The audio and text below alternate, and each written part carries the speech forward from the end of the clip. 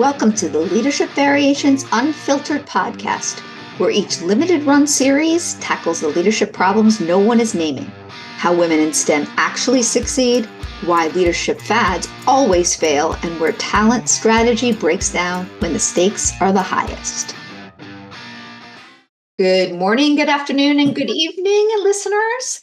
My name is Amy Bladen Shatto, leadership consultant and coach to women in STEM, and your host of the Leadership Variations Unfiltered podcast.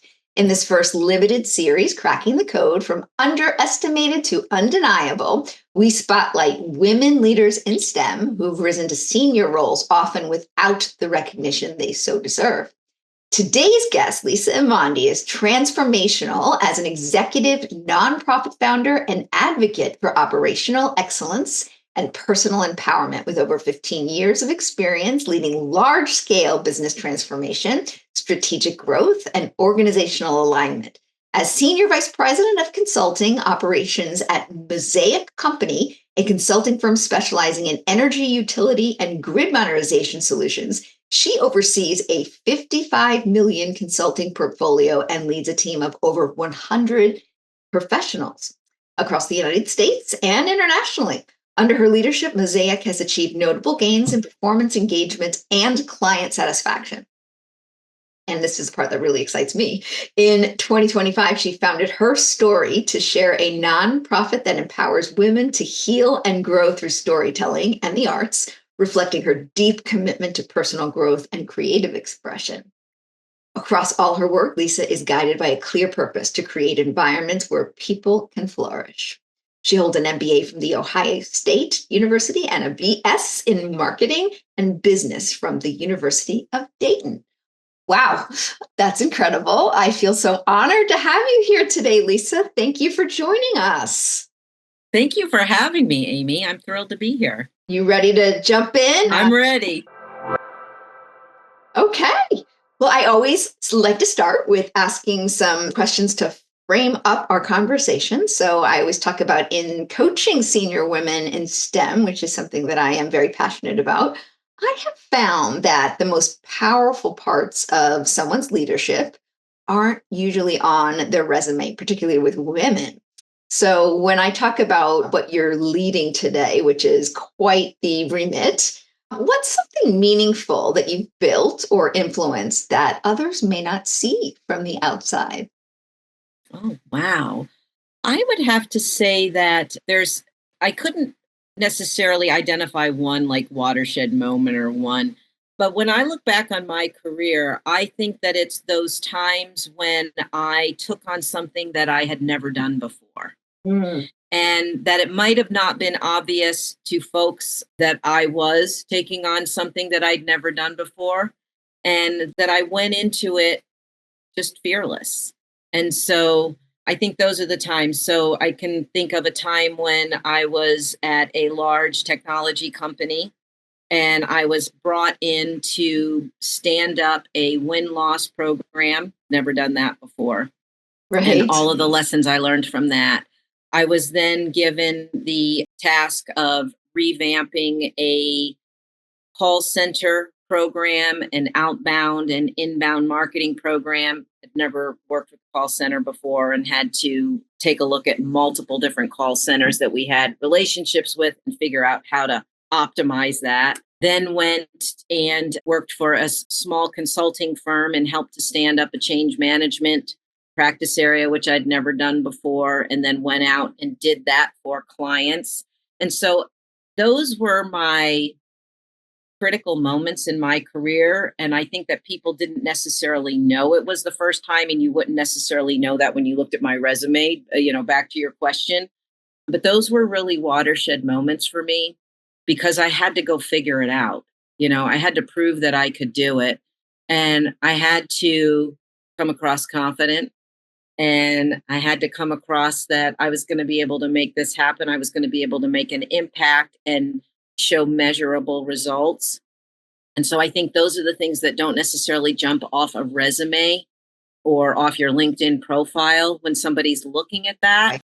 But I would say to anyone, make sure that when you're talking to people about your career path or your career growth or what you've done if you're in an interview or you're internally positioning yourself for a promotion or whatever, make sure that you can demonstrate to people that you can take on things that you haven't done before, that you are fearless and that you are confident and that you can take skills and experiences that you've had in other roles or other experiences in your life and apply them in different ways to something new. And I think that's, as I reflect back on my career, that's what I see as the big moments that don't show up but made a big impact for me.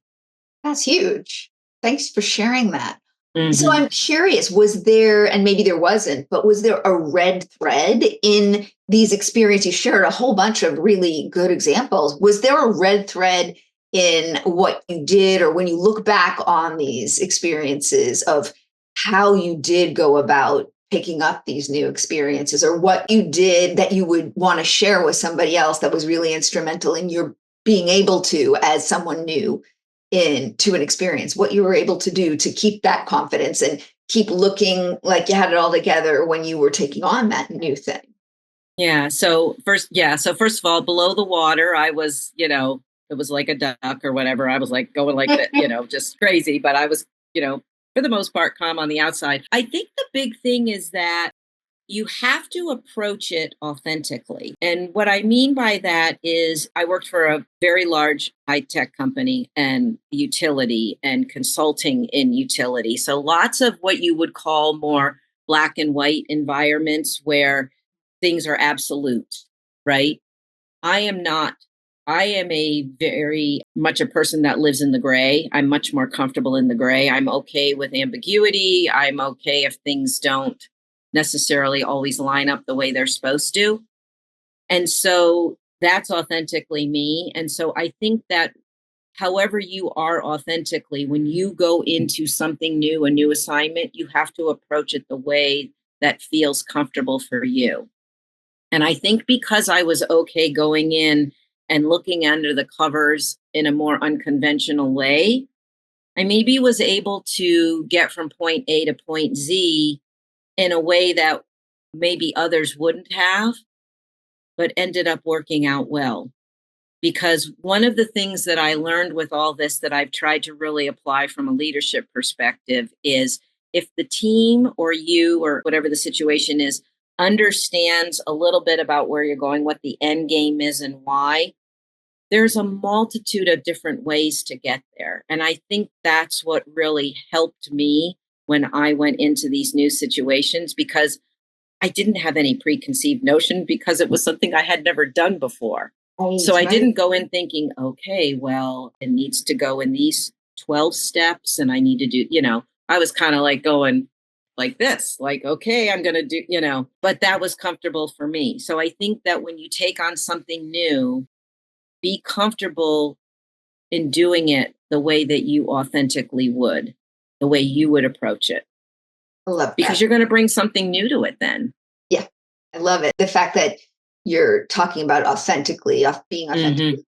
I find that I say that to women, and they, especially when they're earlier in their career, they question, well, what do I do to then get credibility? I feel women in STEM, especially, Yeah. feel like it's really hard to gain credibility.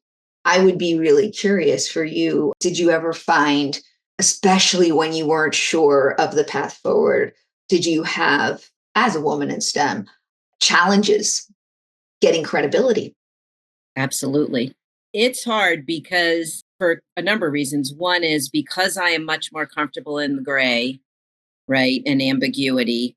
I'm a very boisterous person. I love to laugh. I don't, all of those things. I am not your traditional buttoned up STEM consultant, works in the utility space type of a person, whether you're looking at it from a female or a male perspective, quite honestly, right? So I did have challenges. And in fact, early in my career, I was working for a company and they had brought in a very high powered, very seasoned, very capable woman to help with some organizational shifts they were doing internally. And I remember I had just been promoted to a director role and was given some things to do that I had never done before. And I was struggling a little because there was a lot of men in roles there that had been in them for a long time. It was a very sort of buttoned up, very strict kind of environment. Right. And I didn't fit in. And I remember her sitting me down and talking to me about learning how to balance being authentic with kind of melding into the environment. And she said Wow. to me, and I'll never forget this, this was quite some time ago. She said to me, this is going to be something that you're going to have to keep at the forefront your entire career because of your personality, because of the way you look, because of the way you approach things. And at the time, I didn't really know what to make of it, but I think that it settled in my head and it was an Achilles heel for a while because Wow. like I felt like it put me at a disadvantage and that she was saying that you're going to be disadvantaged because, you are gregarious, you are this, you are that, you are, creative outside of work, all of those things. And what I really needed to hear at that moment was you have so much to offer because of your unique self and lean into that and embrace it. And so it took a while for me to unravel that. And I had a boss at one of the companies I worked for who, in my review, told me that some of the feedback that he got about me was that I needed to act more like an engineer. And I honestly laughed. I started laughing because I said, well, I'm not even sure I would know how to do that because that's not who I am. And so I had to finally just get comfortable in my own skin. And so I wish I had gotten comfortable earlier in my career in some ways. However, when I look back, I think that maybe I was trying to push through and do it, but didn't realize that I was. You know what I mean? I did have a hard time fitting in. And I finally feel comfortable and I'm making sure that whether it's women or men that I'm helping to grow in their careers, that I'm being very mindful about them all, making sure that they're coming at things that are true to their own style. They're all different. I have a lot of people reporting to me, and they're all very different. And there's no one way to be or to think about things. In fact, you want that diversity. You Both need it. perspectives. You need Yes. it. Spot on. So I hope that answers the question. Oh, hence the title of my YouTube channel and this entire podcast, Leadership Variations Unfiltered. You have Hmm. no idea how much I relate to what you just said. When I used to be in corporate, I would constantly get feedback that I was different. My Hmm. creativity was nice, but can I fit in a little more? I was outspoken. And what I encourage folks now is no, multiple perspectives are more competitive in industry. And when women are encouraged to, try to fit in with the men and these, you need to do the same things. It's no, no, no, no, no, no, no. We need to use the very things that make us unique and bring competitive value for different reasons to the Yep. organization. So thank you. I am so glad people get to hear you, someone who's as successful as you are here, share something like that. So thank you for your candor there. Incredible example. Wow. Hmm. And when you were saying you used to laugh, I almost used to go home crying. So glad to hear that. Just in candor there. So, okay. Wow, that's really great. I get chills thinking about that. So, what are you still learning when you think about, obviously we're all works in progress and we're all learning daily new things, and you are teaching and, well, coaching other women and men on your team. What do you think is something that you're still working on and learning as you're going? Do you have things that you're working on? Especially, I'm very interested in hearing a little bit about the nonprofit and empowering women and what you're learning in that process, especially if you have something to share there. I think the one thing that I'm still learning is that as I encounter men who are more seasoned in their careers, I have to remind myself, and I don't mean this critically, I mean this, it's them and not me. And the reason I say that, and I have to check myself a lot of times, is, and I've had this conversation with my husband several times, and he says to me, Lisa, remember, you're working with men who were brought up in a different time. They were brought up in a time where maybe women had a different place. Women didn't even maybe have checking accounts. And so they look at their mom and their dad as how things should be. And now they're encountering you and others like you who are smart, fearless, outspoken, not the traditional corporate buttoned up persona. And he said, they don't know how to deal with you. They don't know how to interact with you. They don't know if it's okay for them to challenge you and how to do that professionally. So that's the one thing I have to keep in check is that it's them navigating this new world order, if you will, as well. So, what I would say to a lot of the young women out there is that it's not you. You keep doing what you're doing. Don't back down. Don't not challenge. Don't not raise your voice. Don't not have an opinion. Don't not have a seat at the table. Like all of those things. And remember, they're going on this journey. And I think younger men are better at it than men who are maybe later in their careers. Interesting. Yeah. So I'm still learning that because the way I interact with some of the younger men is a little bit different. And honestly, some of the things that are said, somebody recently said to me, you've got a really big job. Are you okay with that? Yeah, I'm absolutely totally fine with it. I got this. And it took me aback at first, but then I thought, you may not be used to that. I'm still learning that, how to navigate that a little bit without either coming across as a wallflower or too strong. You know what I mean? Yeah. Because you don't want to like come in like a bull in a china shop either. So. Right.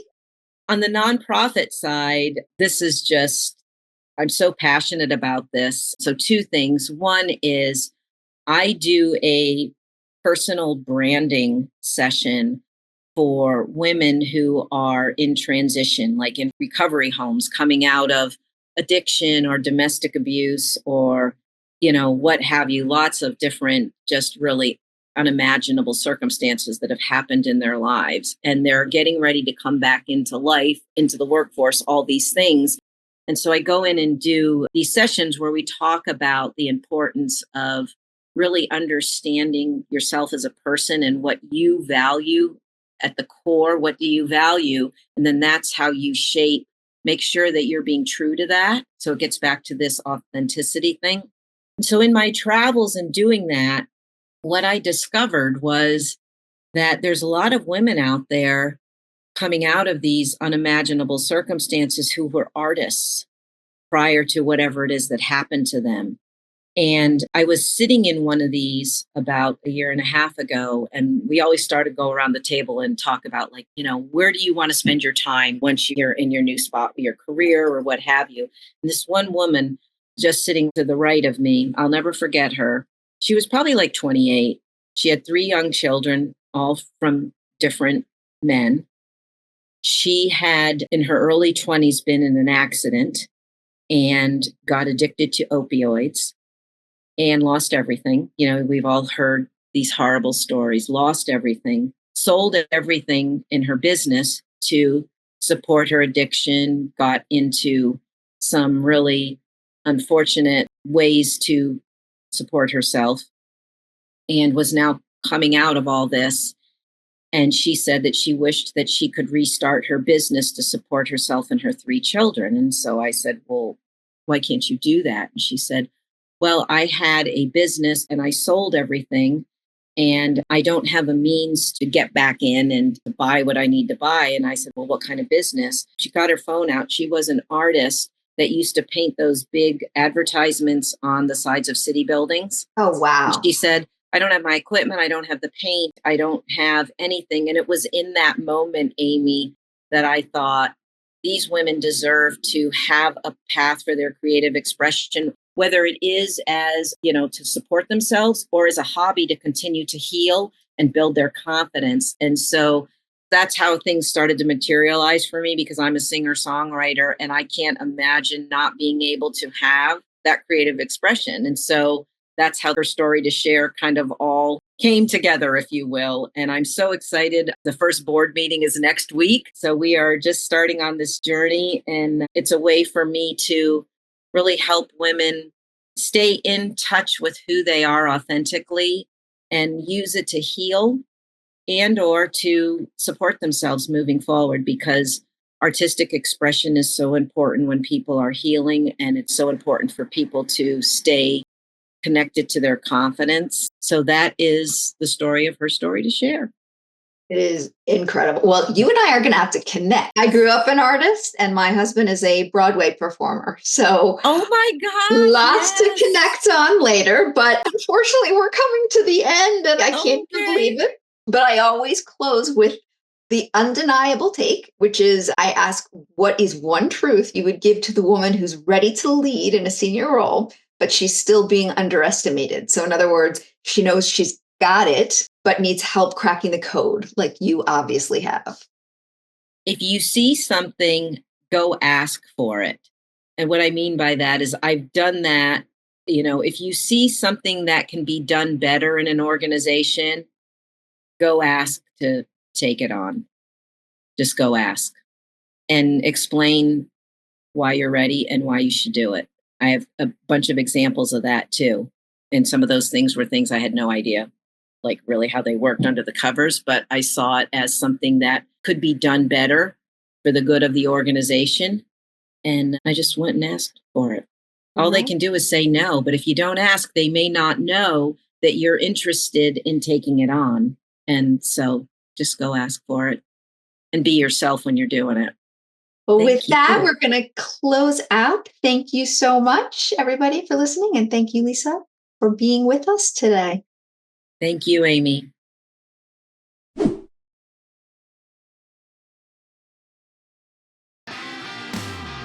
Thanks for joining. For more unfiltered advice and tools that drive real business value, subscribe to our newsletter, connect on LinkedIn, or book a consult, because leadership development fails when we solve the wrong problems. Find all links below.